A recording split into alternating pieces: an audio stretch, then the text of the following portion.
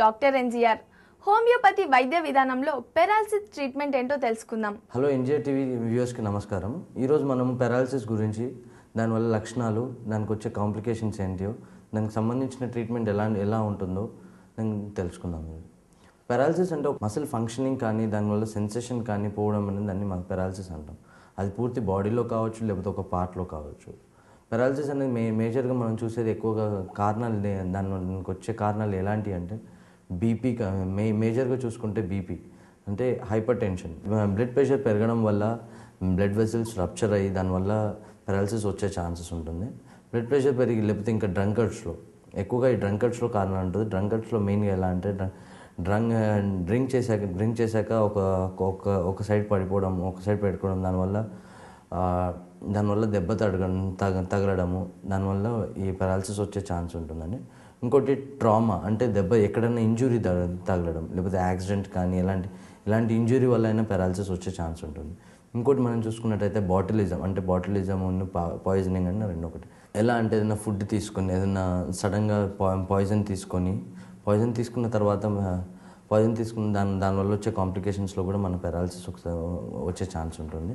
ఇంకోటి అంటే ఒకటి ఏజ్ ఫ్యాక్టర్ మెయిన్గా కన్సిడర్ చేసుకుంటాం. ఏజ్ ఫ్యాక్టర్ కన్సిడర్ చేసుకున్నాం ఎలా అంటే అబోవ్ 60 yearsకి పెరాలసిస్ ఎప్పుడైనా వచ్చే ఛాన్స్ ఉంటుందండి.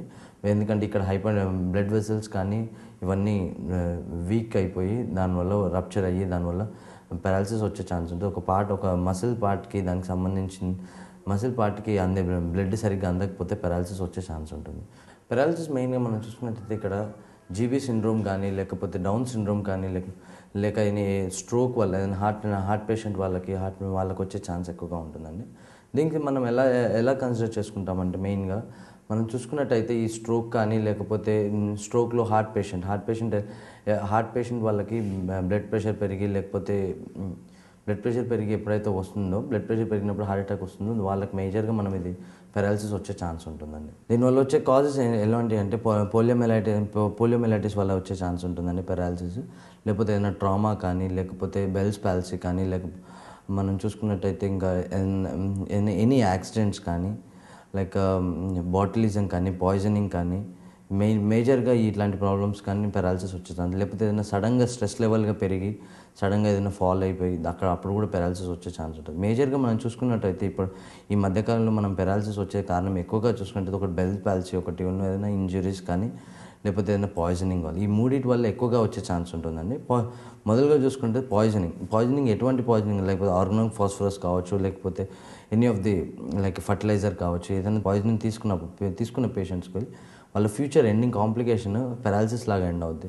ఆ పెరాలసిస్ లాగా ఎందుకు ఎండ్ అవుతాయి కారణం ఏంటంటే దీనివల్ల బాడీలో ఉన్న వెసిల్స్ అన్నీ స్పాయిల్ అవుట్ అయ్యి దానివల్ల పెరాలసిస్ వచ్చే ఛాన్స్ ఉంటుంది. ప్రతి మసిల్ స్పాయిల్ అయ్యి అది మసిల్ మెల్లిమెల్లిగా వేస్టింగ్ అవుతుంటుంది. మసిల్ వేస్టింగ్ అయినప్పుడల్లా కారణం ఎండింగ్లో పెరాలసిస్ వచ్చే ఛాన్స్ ఉంటుంది. ఇంకోటి బెల్స్ పాల్సీ అనేది ఎట్లా అంటే సపోజ్ సడన్గా బైక్ మీద లాంగ్ డ్రైవ్ వెళ్ళడం కానీ, చల్లటి గాలిలో సడన్గా వెళ్ళడం కానీ, వెళ్ళినప్పుడు ఏమవుతుందంటే సడన్గా ఒక హెవీ ఎలా అంటే చల్లటి గాలి గట్టిగా తగిలినప్పుడు ఫేస్ మీద గట్టిగా తగిలినప్పుడు అక్కడున్న మన నర్వ్స్ ఏవైనా ఇంజురీ అవుతాయి అక్కడ బెల్స్ పాల్సీ రావడం అనేది జరుగుతుంది. దట్ ఈస్ వెల్ పారాలసిస్ అండి. అక్కడ ఓన్లీ ఫేషియల్ పారాలసిస్ అనేది ఎఫెక్ట్ అవుతుంటుంది. మళ్ళీ గ్రాడ్యువల్గా ప్రొలాంగ్ అయినప్పుడు గ్రాడ్యువల్గా అది రికవర్ అయ్యే ఛాన్స్ ఉంటుంది. మేజర్గా బెల్ పాల్సీ రికవర్ ఎప్పుడు అవుతుందంటే హాట్ ఫర్మెంటేషన్ అంటే వేడి కాపురం పెట్టడం వల్ల దాన్ని రికవర్ అయ్యే ఛాన్స్ ఉంటుంది.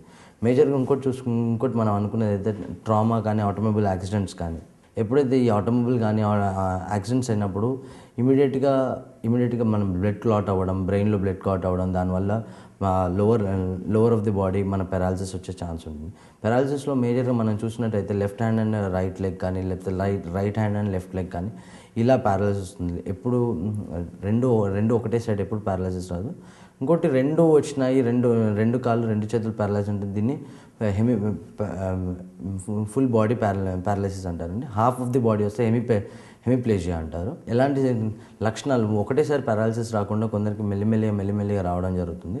లక్షణాలు ఎలా తెలుసుకోవచ్చు అంటే మనం మసిల్ ఏదైతే వీక్ అవుతుందో దాన్ని ముందే మనం పసిగట్టుకోవచ్చు అండి. ఎలా అంటే బరువు లేపలేకపోవడం, లేకపోతే కాళ్ళు ఎక్కువ దూరం నడవలేకపోవడం, లేకపోతే అది ఇలాంటి ప్రాబ్లం అనేది తెలుస్తూ ఉంటుంది మనకి. దానివల్ల మనం చూపించుకున్నట్టయితే ఒకసారి పారాలిసిస్ వస్తుందేమో అన్న ఛాన్స్ ఉంటుంది. ఇంకోటి ఎప్పుడైనా ఈ పారాలిసిస్ వచ్చిన పేషెంట్స్కి కంపల్సరీ హైపర్ టెన్షన్ లెవెల్స్ అనేది ఎప్పుడు నార్మలైజ్డ్గా ఉండాలి. హైపర్ టెన్షన్గా ఉంటే మాత్రం బీపీ లెవెల్స్ ఎక్కువగా ఉంటే మాత్రం, బ్లడ్ ప్రెషర్ లెవెల్స్ ఎక్కువగా ఉంటే మాత్రం వేరే హార్ట్ అటాక్ వచ్చే ఛాన్సెస్ ఎక్కువగా ఉంటుందండి. ఇంకా మనం ఇదే దీనికి సంబంధించిన హోమియోపతిక్ ట్రీట్మెంట్ కానీ లేకపోతే ఎటువంటి ట్రీట్మెంట్ కానీ ఎలా ఉంటుందంటే, మేజర్గా మనం చూసుకునేది ఇక్కడ ఎక్కువ పార్ట్ పారాలిసిస్లో ఎక్కువ మేజర్ పార్ట్ తీసుకునేది ఫిజియోథెరపీ అండి. ఫిజియోథెరపీతో పాటు హోమియోపతి ట్రీట్మెంట్ తీసుకుంటే తప్పనిసరిగా పారాలిసిస్ అనే ఎటువంటి పారాలిసిస్ అయినా తగ్గే ఛాన్స్ ఉంటుంది. అది హెమిప్లేజియా కానీ పారాప్లేజియా కానీ పూర్తిగా తగ్గేటట్టు ఉంటుందండి. ఇదండి ఈరోజు ఎపిసోడ్. రేపటి ఎపిసోడ్లో మళ్ళీ కలుద్దాం. అంతవరకు సెలవు.